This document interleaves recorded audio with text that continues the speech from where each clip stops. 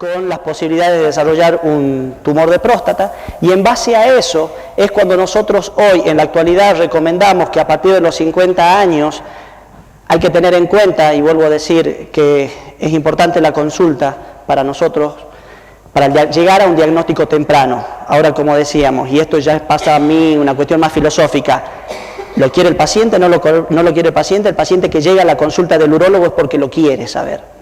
Entonces yo como urólogo no puedo obviar el estudio de eso, ni el tacto, ni el PSA, ni los estudios que sean necesarios. Y si tiene una primera, digamos, un antecedente en la casa, de primera línea, a esa consulta la recomendamos a los 45 años. Dentro de las generalidades, o sea, de lo que es el cáncer de próstata, el 70% de los pacientes con hiperplasia van a tener síntomas, a diferencia del cáncer, que generalmente es asintomático. De ahí la importancia del chequeo prostático. Bueno, ahí preguntaba hace rato de cuáles eran los síntomas del cáncer de próstata. Ya lo vemos de nuevo en una diapositiva, pero hay dos conceptos que quiero que tengan en cuenta. Primero, un cáncer de próstata es asintomático.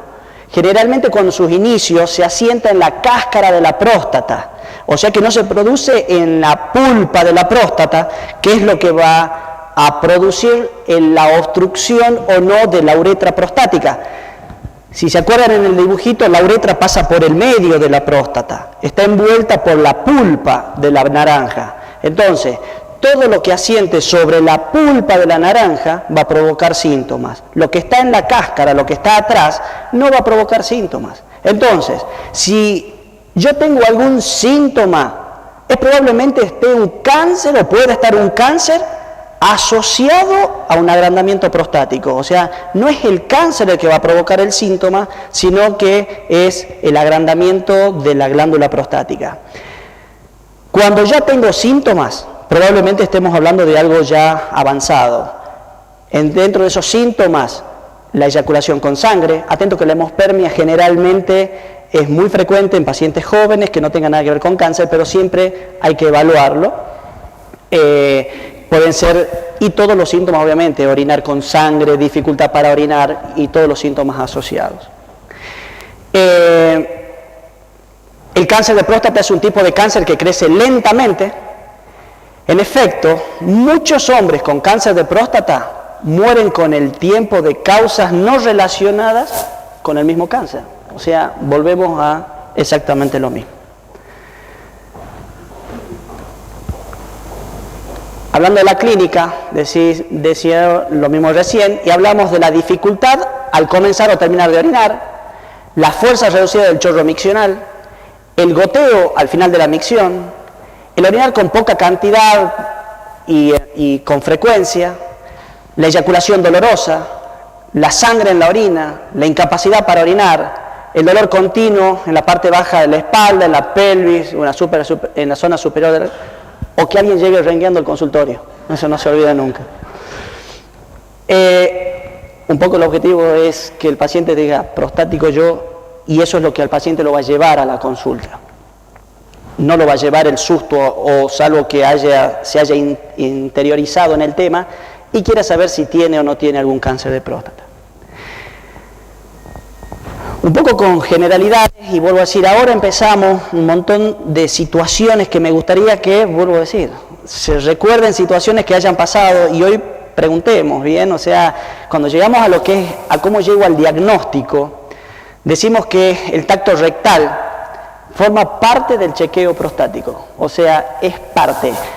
En el año 89, entre el año 88 y 89, cuando sale el PSA, le comienzan a llamar antígeno prostático específico porque pensaban que era específico de malignidad. A medida que comenzaron a hablar, a estudiarse este estudio, a evaluarlo la parte científica, llegan a la conclusión de que de específico y de sensible dejaba mucho que desear. Entonces quedó como antígeno prostático específico, pero específico de la próstata, no específico de malignidad. Ese diagnóstico después pasó, y es más, hoy en muchos laboratorios van a ver que cuando describen los tipos de análisis, en uno dice marcadores tumorales y figura el PSA. El PSA no es un marcador tumoral. El PSA no es producido por las células tumorales de la próstata, sino que está producido por las células normales de la próstata. Recién contaban una anécdota de un paciente con una masa muy grande con PSA normal. Cuando yo tengo un PSA muy indiferenciado, cuando son células totalmente distintas a las células productoras de esta glicoproteína, es probablemente que el PSA sea normal. Entonces, en eso decimos que el PSA no es específico de malignidad y tenemos falsos negativos. Y eso es un caso para biopsia. Pero ahora vamos a ver las distintas situaciones de las conductas que debemos tomar. Pero a lo que quiero llegar, y en el punto en el que estaba, que el tacto rectal no es suplantado por el PSA.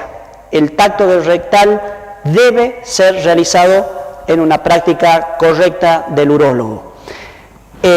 Digo del urólogo porque también hemos recibido consultas y uno como urólogo también la recibe. Sí, doctor, he ido al clínico y el clínico ahí nomás me metió el dedo.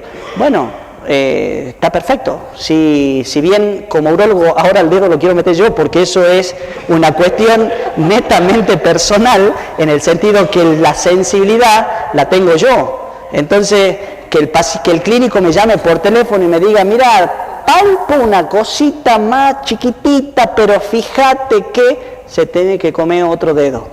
O sea, no hay vuelta. El tacto rectal es dependiente del urólogo que lo va a evaluar. El PSA, como decimos que es la proteína que es producida por las células normales de la glándula prostática, estamos dosando en sangre algo que normalmente se circula en la glándula prostática. Y un concepto muy didáctico que uno le dice al paciente, como más o menos para que lo entienda, nosotros decimos que esa sustancia está circulando por conductos dentro de la glándula prostática. Cuando la arquitectura prostática se ha alterado, los conductos por donde circula esa sustancia comienza a pasar a la sangre. Por eso doso en sangre, algo que normalmente está en la glándula prostática. Entonces el paciente un poquito empieza a entender la situación de que ese que viene con un PSA de 5,5 no tiene un cáncer de próstata todavía, hasta que yo no diagnostique por qué se ha alterado esa arquitectura prostática. Entonces, hoy el PSA, decimos que es esa glicoproteína. Cuando pasa a la sangre, se ha visto que parte de esa sustancia circula libre en el torrente sanguíneo y parte va conjugada a una proteína. Cuando nosotros pedimos esa relación PSA libre, PSA total, es porque se ha visto, o sea, no significa tampoco especificidad de tumor o de malignidad. Significa si se justifica o no realizar una biopsia. En ese paciente que tiene un PSA entre 4,5 y 10, estoy en una zona gris.